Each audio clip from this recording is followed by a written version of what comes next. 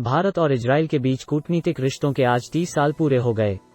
29 जनवरी 1992 को दोनों देशों के संबंधों में एक नए अध्याय की शुरुआत हुई थी, जब भारत ने इजरायल को पूर्ण मान्यता देते हुए तेल अवीव में अपना दूतावास खोला था।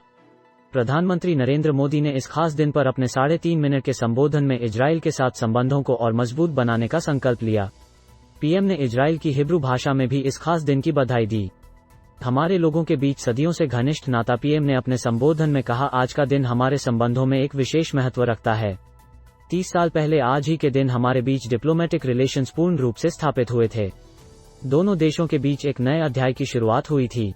भले ही यह अध्याय नया था, लेकिन हमारे दोनों देशों का इतिहास बहुत पुराना है। हमारे लोगों के बीच सदियों से घनिष्ठ नाता रहा है।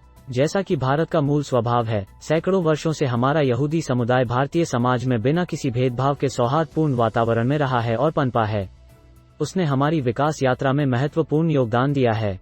आज जब दुनिया में महत्वपूर्ण परिवर्तन हो रहे हैं, भारत इजरायल संबंधों का महत्व और बढ़ गया है।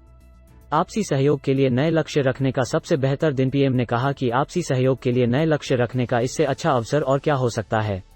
जब भारत अपनी स्वतंत्रता की 75वीं वर्षगांठ इस वर्ष मना रहा है, जब इजरायल अपनी स्वतंत्रता की 75वीं वर्षगांठ अगले वर्ष मनाएगा, और जब दोनों देश अपने राजनयिक संबंधों की 30वीं वर्षगांठ मना रहे हैं, 30 वर्ष के इस महत्वपूर्ण पड़ाव पर मैं आप सभी को बधाई देता हूं। मुझे पूरा विश्वास है कि भारत इजरायल दोस्ती आने वाले दशकों में आपसी सहयोग के नए कीर्तिमान स्थापित करती रहेगी। इजरायली स्पाईवेयर पेगासस फिर चर्चा में। अमेरिकी अखबार की रिपोर्ट के बाद शनिवार को देश की राजनीति एक बार फिर गर्म हो गई।